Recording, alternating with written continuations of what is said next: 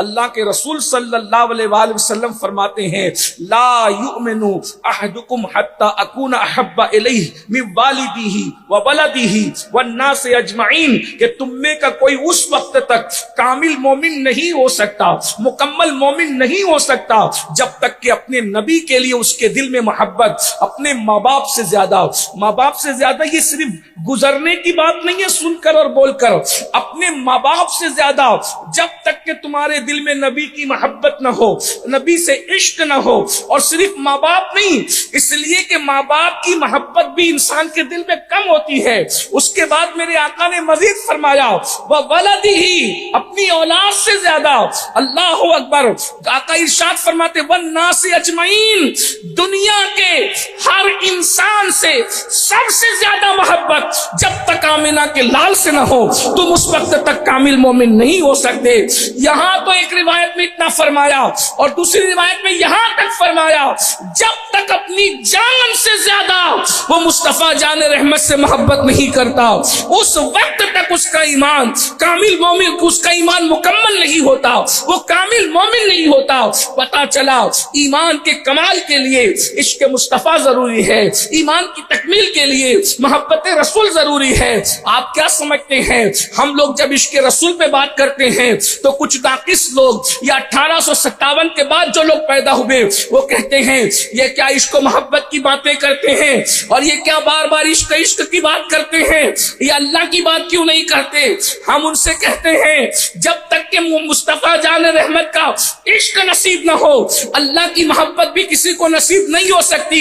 اللہ نے خود جس کی محبت کی دعوت حضرت موسیٰ علیہ السلام کو دی ہے، حضرت ابراہیم خلیل کو دی ہے، خدا جس کی محبت کا داعی ہے اسے محمد الرسول اللہ کہتے ہیں۔ اللہ تبارک و تعالی حضرت موسیٰ سے کہتا ہے اے موسیٰ کیا تم چاہتے ہو کہ تمہاری آنکھوں سے تمہاری بصارت جتنی قریب ہے اس سے زیادہ میں تمہارے قریب ہو جاؤں؟ اے موسیٰ کیا تم یہ چاہتے ہو کہ اللہ اکبر جتنا تمہاری جان سے، تمہارے جسم سے تمہاری جان قریب ہے اس سے زیادہ میں تمہارے قریب ہو جاؤں؟ اسی طریقے سے فرمایا تمہاری سماعتوں سے، تمہاری سماعتیں تمہارے کان سے جتنا قریب ہے اس سے زیادہ میں تمہارے قریب ہو جاؤں۔ اور موسیٰ تم چاہتے ہو کہ تم مجھے محبوب ہو جاؤ اور میں تم سے پیار کروں؟ تو حضرت موسیٰ نے فرمایا، عرض کیا کیوں نہیں؟ تو ارشاد ہوتا ہے ایک کام کرو یہ سب تمہیں نصیب ہو جائے گا۔ حضرت موسیٰ نے کہا کیا کرنا پڑے گا؟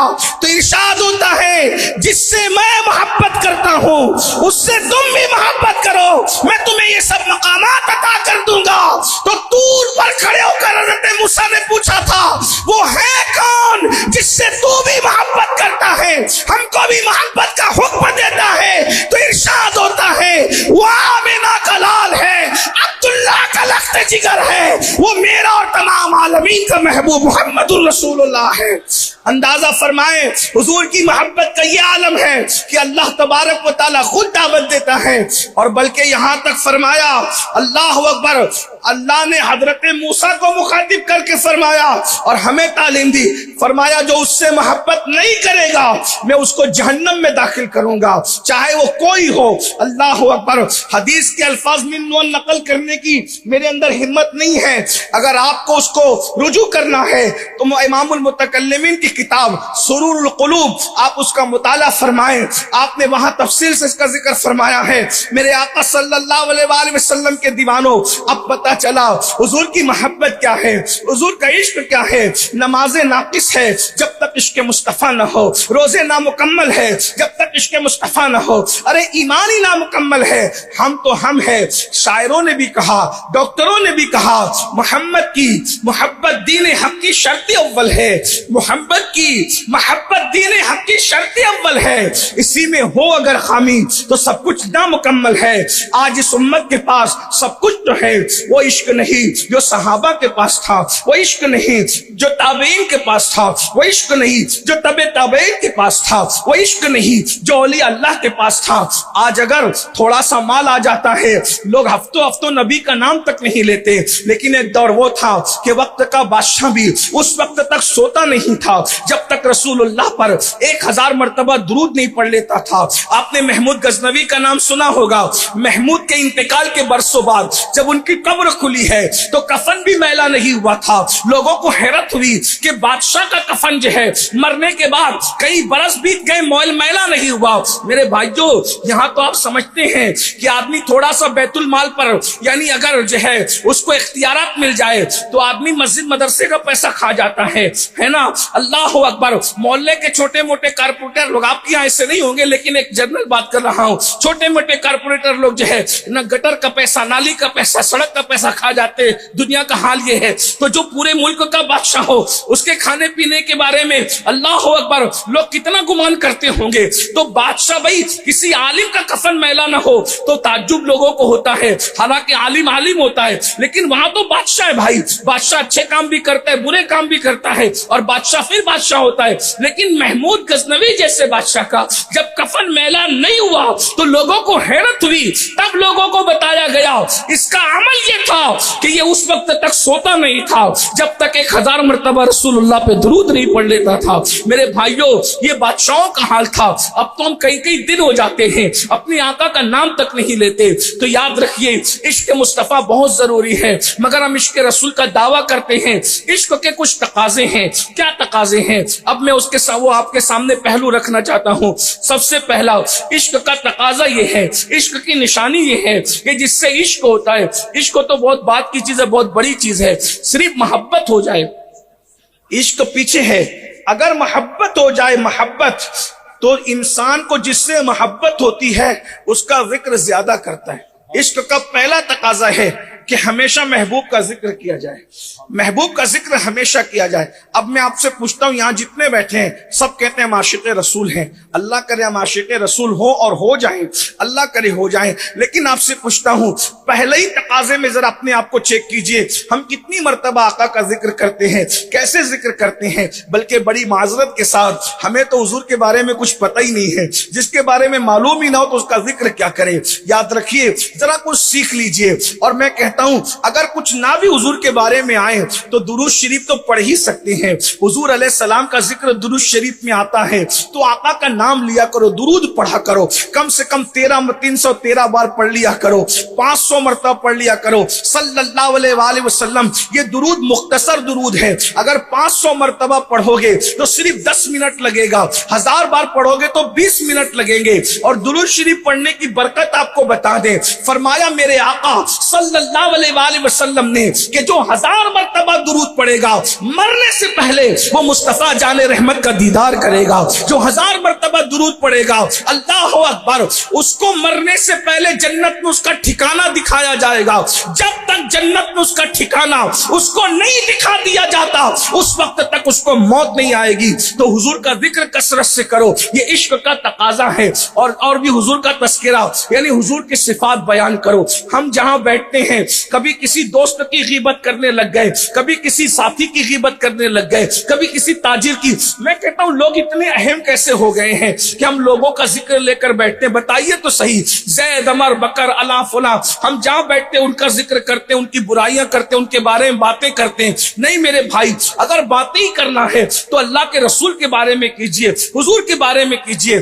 آئیے میں آپ کے سامنے، چونکہ عشق کا تقاضا محبوب کا ذکر ہے اور وہ بھی کثرت سے ذکر ہے، حضور کا اتنا ذکر کرو، اتنا ذکر کرو کہ لوگ ہمیں پاگل سمجھنے لگے کہ اس کو تو کچھ سمجھ میں نہیں آتا محبوب کے سوا۔ اور ایک بات بتاؤں، حضور کا ذکر کرو گے تو بہتوں کے ذکر سے محفوظ ہو جاؤ گے۔ یہ نام کوئی کام بگڑنے نہیں دیتا، بگڑی بھی بنا دیتا ہے سب نام محمد۔ کوئی سننے والا نہ ہو تو اپنے نبی کو درود پڑھ پڑھ کے سناؤ، کوئی سننے والا ہو تو اس کے دل میں بھی عشق کی آگ لگا دو۔ میں یہاں ایک ذکر کرتا ہوں، چلیے آپ کو بتاؤں، میرے آقا ہیں ہی ایسے کہ اگر ان کی زندگی کا ایک وصف بھی بیان کرتے رہو تو وصف بیان کرتے کرتے پوری زندگی گزر جائے گی، لیکن میرے سرکار کا ایک وصف بھی پورا نہیں ہوگا۔ اندازہ فرمائے، میں ابھی اوصاف کی بات نہیں کر رہا ہوں، صرف ایک وصف کی بات کر رہا ہوں۔ میرے پیارے آقا صلی اللہ علیہ وآلہ وسلم کے پیارے دیوانوں، ذرا توجہ فرمائے، اب میں اپنے آقا کا ذکر کرنے لگا ہوں، پھر آگے مزید تقاضے آپ کے سامنے رکھوں گا۔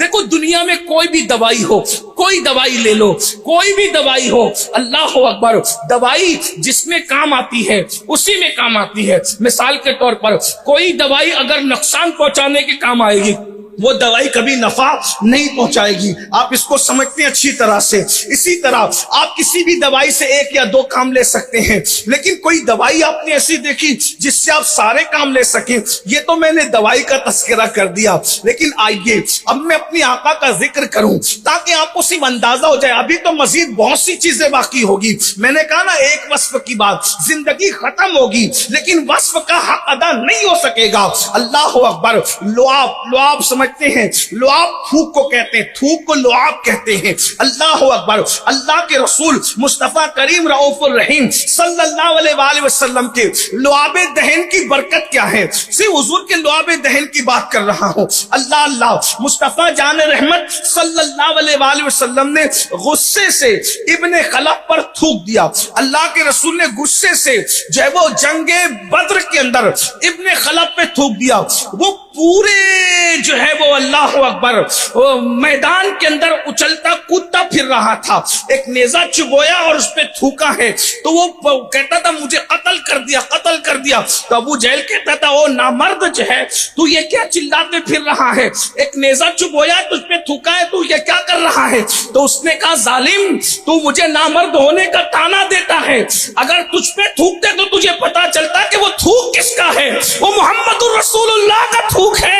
اللہ اکبر، اندازہ تو فرمائے، ذرا غور تو کریں۔ اللہ اللہ، یہ مصطفیٰ جان رحمت کا تھوک ہے، لعاب مبارک ہے، اگر جلال میں آ کے کسی کے منہ پہ ڈال دیں تو اس کا منہ جلے یا وہ قتل تک ہو جائے۔ اور اللہ کے رسول علیہ السلام کا یہی لعاب مبارک ہے، اگر مدینہ منورہ کے بچے، ننھے بچے جن کی ماں عاشورہ کے دن روزہ رکھتی ہے اور عرض کرتی یا رسول اللہ ہم نے آج عاشورہ کا روزہ رکھا ہے، بچوں کو بھوک لگے گی، بچوں کو پیاس لگے گی، ہم تو روزہ رکھ چکی ہیں، بچوں کو دودھ کیسے پلائیں گی؟ تو میرے آقا علیہ السلام اپنا لعاب نکال کر ان ننھے بچوں کے منہ میں ڈال دیتے ہیں، تو صبح کو ننھے بچوں کے منہ میں لعاب ڈال دیا جاتا ہے، شام تک بچوں کو نہ بھوک لگتی ہے نہ پیاس لگتی ہے۔ یہ لعاب مصطفیٰ کی برکت ہے، یہ لعاب دہن کی برکت ہے، اسی پر بس نہیں۔ اللہ اکبر، مصطفیٰ جان رحمت اپنا لعاب مبارک کسی سوکھے کنویں میں ڈال دے تو وہ کنویں میں پانی بھر جائے، کسی کھاری کنویں میں ڈال دے تو کھاری کنواں میٹھا ہو جائے۔ اسی طرح سے حضرت سیدنا قتادہ رضی اللہ تعالیٰ عنہ، ان کی آنکھ کا ڈھیلا جنگ کے اندر باہر آ گیا، قتادہ اپنے ہاتھ میں ڈھیلا لے کر آتے ہیں، عرض کرتے یا رسول اللہ کسی ظالم نے تیر مارا، یہ آنکھ کا ڈھیلا باہر آ گیا۔ رسول اللہ نے لعاب لیا، ان کی آنکھ پہ رکھا اور ڈھیلا رکھ کر کے ہاتھ پھیر دیا۔ حضرت قتادہ کہتے خدا کی قسم پہلے جتنی روشن تھی اس سے زیادہ یہ آنکھ میری روشن ہو گئی۔ یہ اپنے نبی کے لعاب کی برکت ہے، لعاب مبارک کی برکت ہے۔